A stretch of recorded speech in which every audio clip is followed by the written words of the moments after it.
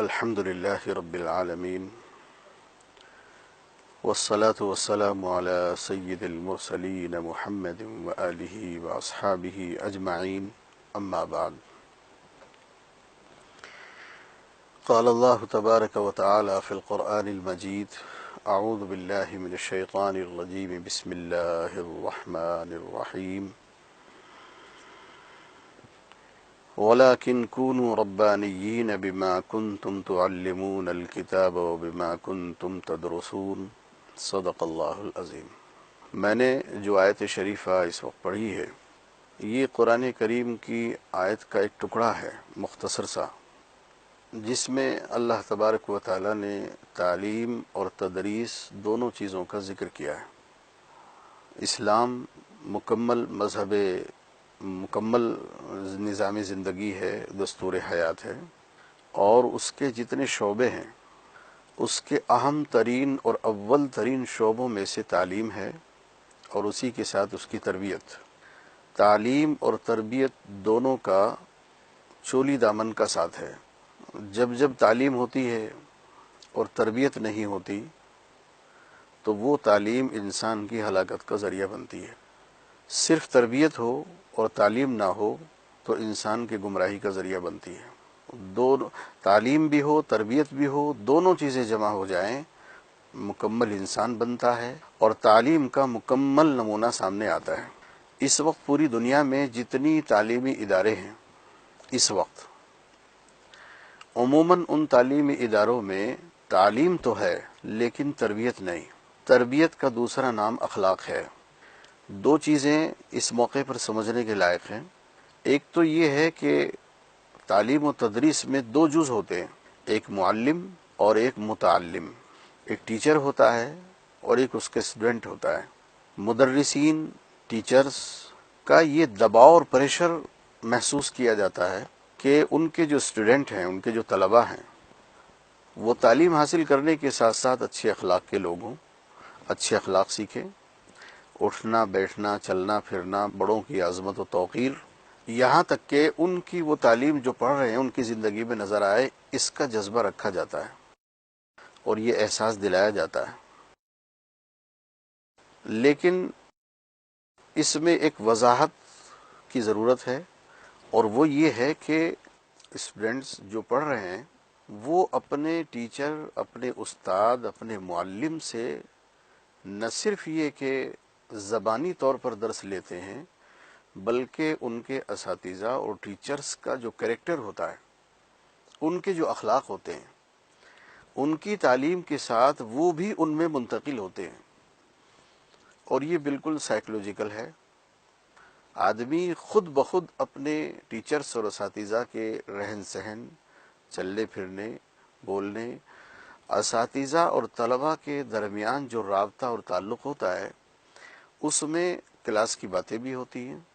اور اس میں ان کی پرسنل باتیں بھی ہوتی ہیں جو کلاس سے باہر ہوتی ہیں، جس میں ان کے تبادلے خیالات بھی ہوتے ہیں، نظریات کی تبدیلی ہوتی ہے، اور اسی طریقے سے ان کو بہت سے تجربے کی باتیں اور محبت کی باتیں سکھانا بھی فطری طور پر شامل ہوتا ہے. اب اگر ایک مدرس اور ایک ٹیچر مخرب اخلاق ہو،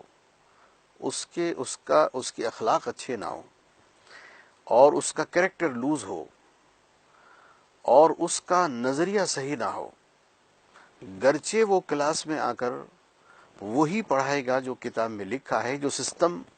اور سلیبس کا حصہ ہے، لیکن اس کے جو نظریات ہیں، اس کے جو اخلاق ہیں، اور ان کی جو سوچ اور فکر ہے، ایٹومیٹکلی وہ بھی ان کے اسٹوڈنٹس اور بچوں میں منتقل ہوتی ہے.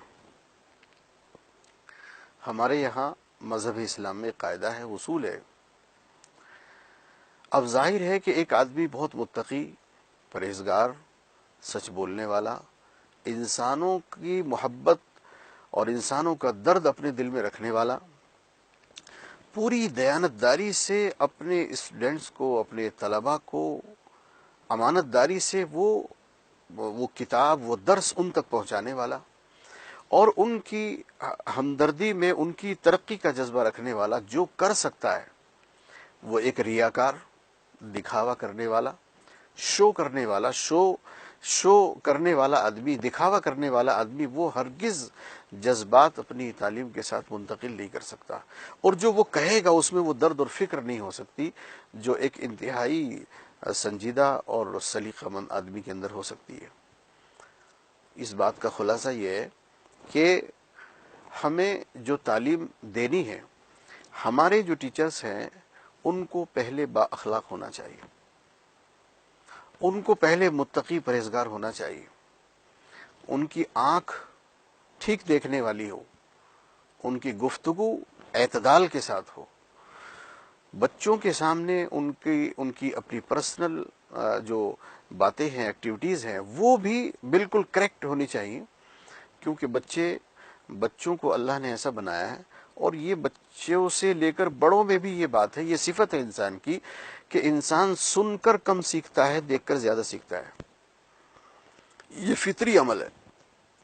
انسان سن کر کم سیکھتا ہے، دیکھ کر زیادہ سیکھتا ہے۔ اسی لیے قدیم زمانے سے مذہب اسلام یہ کہتا چلا آتا ہے، ہم اللہ تعالیٰ سے روزانہ نماز میں یہ کہتے ہیں، اہدنا الصراط المستقیم صراط الذین انعمت علیہم غیر المغضوب علیہم ولا الضالین، جس کا مطلب یہ ہوتا ہے، اے اللہ ہمیں سیدھا راستہ دکھا۔ سیدھا راستہ کیا ہے؟ وہ علم ہے، وہ تعلیم ہے، مگر آگے کہا اہدنا الصراط المستقیم صراط الذین انعمت علیہم، راستہ ان لوگوں کے طریقے پر چل کر جن پر تیرا انعام ہوا، جن سے تو راضی ہوا، جنہیں تو نے قبول کیا۔ وہ کون لوگ ہیں؟ قرآن کریم کی ایک دوسری آیت میں اس کا ذکر کیا گیا ہے، اولئک الذین انعم اللہ علیہم من النبیین والصدیقین والشہداء والصالحین، جس کا مطلب یہ ہے کہ اللہ نے فرمایا کہ یہ وہ لوگ جن پر اللہ نے انعام کیا وہ ہیں نبیین، نبی ہیں، صدیق ہیں، شہداء ہیں اور صالحین ہیں۔ ہم نے گویا دوسرے لفظوں میں یہ کہا، اے اللہ ہم تعلیم چاہتے ہیں، مگر ان لوگوں کی سرپرستی میں اور ان لوگوں کے ساتھ رہ کر